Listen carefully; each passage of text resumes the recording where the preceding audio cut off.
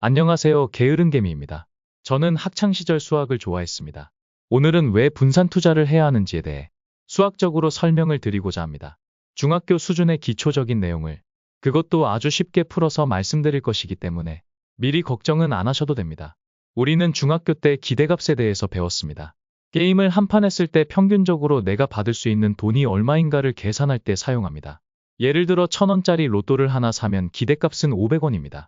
왜냐하면 로또를 판매한 전체 판매금 중에서 1등부터 5등까지 전체 상금을 합하면 판매금의 절반이기 때문입니다. 여기 동전 던지기 게임이 하나 있습니다. 앞면이 나오면 100원을 받고 뒷면이 나오면 100원을 잃게 됩니다. 앞면이 나올 확률이 50%, 뒷면이 나올 확률이 50%이기 때문에 이 게임의 기대값은 0원입니다. 그런데 만약 앞면이 나올 확률이 60%라는 사실을 알게 되었다면 어떻게 될까요? 나는 한 번 할 때마다 평균적으로 20원을 벌게 됩니다. 100번 반복하면 평균적으로 2000원을 벌게 될 것입니다. 만약 앞면이 나오면 내 전체 자산이 2배가 되고 뒷면이 나오면 모든 자산을 잃게 되는 게임이 있다고 해보겠습니다.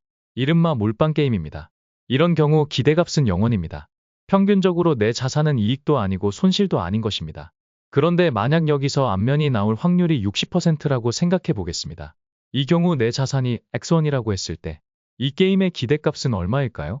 이 게임의 기대값은 1.2x가 됩니다. 즉, 이 게임을 하게 되면 평균적으로 내 자산은 20%가 늘어납니다. 이런 게임이 있다면 여러분들은 하시겠습니까? 이 게임을 10번 반복했다고 생각해 보겠습니다. 10번 연속으로 앞면이 나오지 않으면 내 자산은 0원이 됩니다.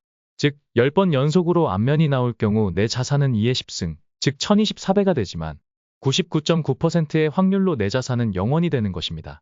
주식 투자로 0원이 될 확률은 드물기 때문에 가정을 하나만 바꿔보겠습니다. 만약 앞면이 나오면 내 자산이 50%가 불어나고 뒷면이 나오면 내 자산이 절반으로 줄어드는 게임이 있다고 하겠습니다. 이제부터는 게임이 아니라 주식 종목이라고 해보겠습니다. 내가 한 종목을 열심히 공부해서 고른 다음 이 종목에 전 자산을 투자합니다.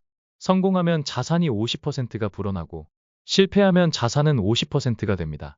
내가 열심히 분석했기 때문에 승률을 60%라고 해보겠습니다. 언뜻 보기에 무조건 돈을 벌 수 있을 것 같습니다.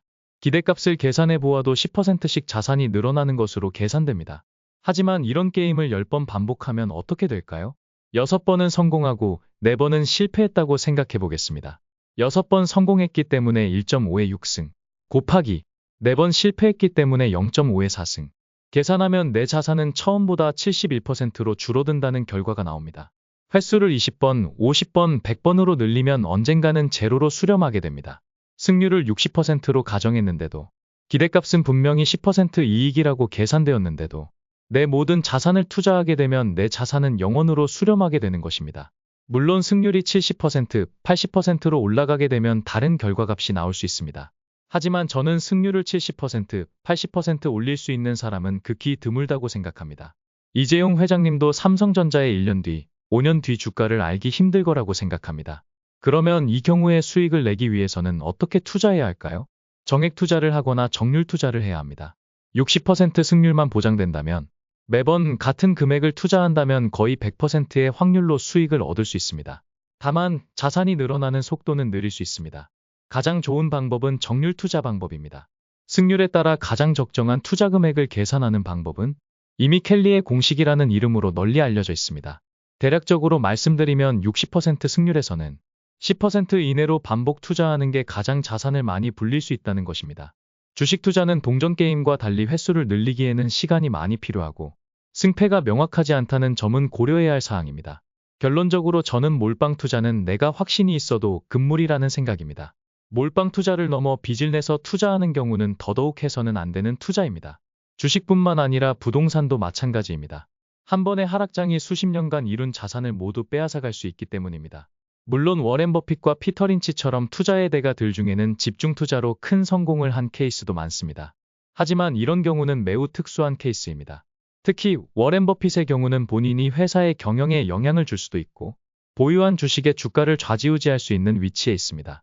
본인이 스스로 나의 승률은 70% 또는 80% 이상이라고 생각한다면 모르겠지만 그렇지 않다면 분산 투자로 안전하게 꾸준히 자산을 우상향시켜 가는 게 현명한 방법입니다.